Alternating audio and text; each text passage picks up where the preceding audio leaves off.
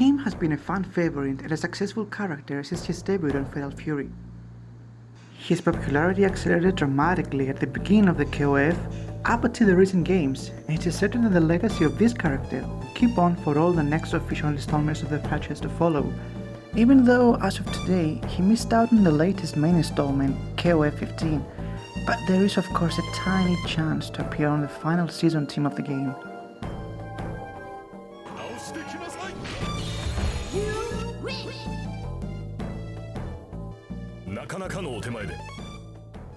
Kim is a master of Taekwondo and considers himself a fighter of justice. Like most of the fighters of the KOF roster, Kim had different teammates joining him. Who do you think are the best and most suitable teammates he had? Let's take a look. Team A, Kim, Choi and Chang. During the first saga, Kim recruited those two ex-criminals as a way to pay off for their crimes and to ultimately lead them onwards the path of justice. In terms of fighting, they use their weapons, which opposes Kim's fighting style, even though they inhabited a few moves from his Taekwondo techniques. Game-wise, each character is different from each other. Kim being the Taekwondo master using mostly kicks, Choi being a short and the quickest fighter, attacking with claws and creating hurricanes, and Chang the opposite, being the heavier and basing his attacks on his strength and his iron ball. It's a very interesting combination, and a lot of fans have associated Kim with Choi and Chang since they were his first ever teammates. Team B, Kim, Choi, Chang and Jong-hoon. Jong-hoon comes in as the fourth member of the needs of the change of the rules, allowing the fourth participation for each team. Jun had been Kim's long rival and friend from his past. Jun uses only his feet when he delivers any attack. As a character, Jun is kind and a lot calmer man than what Kim appears to be. He is a Taekwondo fighter just as skillful as Kim. I was happy for the appearance of this character and for joining Kim's team. I think they fit perfectly. Chang and Choi are a bold and important part of this team, too. Game-wise, the player controls two Taekwondo fighters and two fighters with weapons, which brings a great balance. Team C, Kim, Choi, Chang, and Mei Lee. Just like Jong-hoon, Mei Lee appears as the fourth member of Kim's team. During the 2001 tournament, she takes John's place after being unable to join. She is one of Kim's best students. Choi and Chang remain as regular members of the team.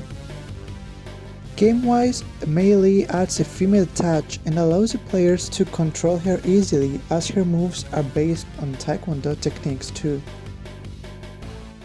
Team D, Kim, Chang and Jong.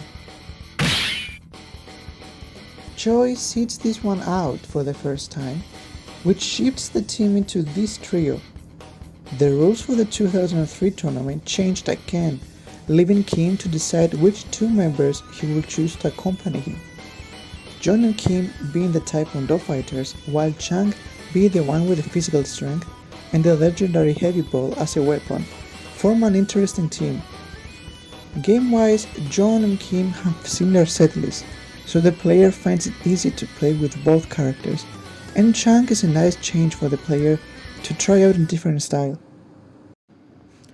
Team E, Kim, Terry and Dak King. For the first time, Kim decides to change his teammates completely by joining the Fatal Fury team, led by Terry. Get ready? Hey, the team itself went through a big change. The team consists Terry, a fighter with an extensive knowledge of many martial arts techniques, and Dak King, the fighting dancer, who is making his debut on the KOF tournament by joining this team. Game-wise, Terry uses his own techniques, which vary a lot from Kim's. Same with Dak King, who combines most of his with dance moves. The player needs to learn how to control each member individually to have a better use of this team. This team has a nice balance. I've always wanted Kim to have a great team, by having great teammates, just as strong and respectful as him. But that isn't always a must for any team. In fact, that is what his character is based on. Being a master and a fighter of justice, Kim owes to be in the position of a mentor, a leader. So having students, or in his case men, to discipline, gives width to this personality. For the first time, we see him away from his usual position of the master who trains his students. He appears as a strong fighter who fights next to two individual fighters.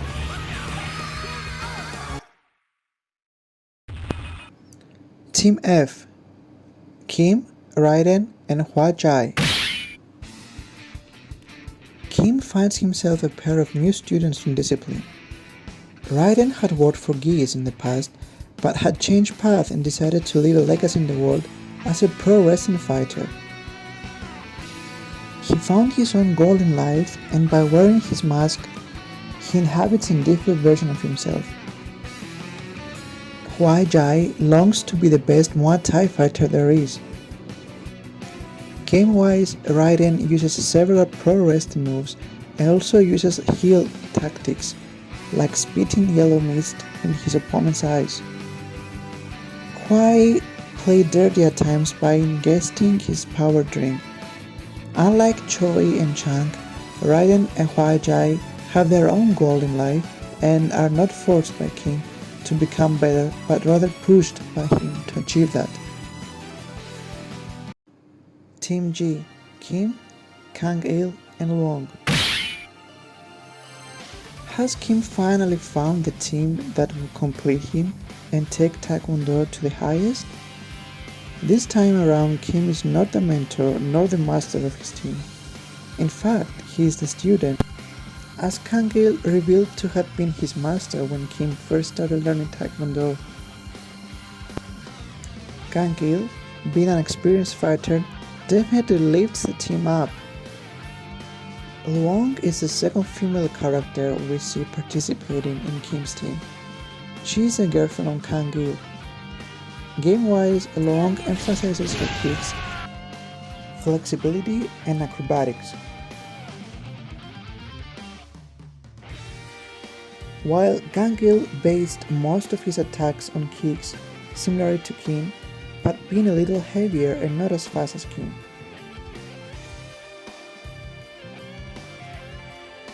So which team do you think is the best for Kim? Comment below.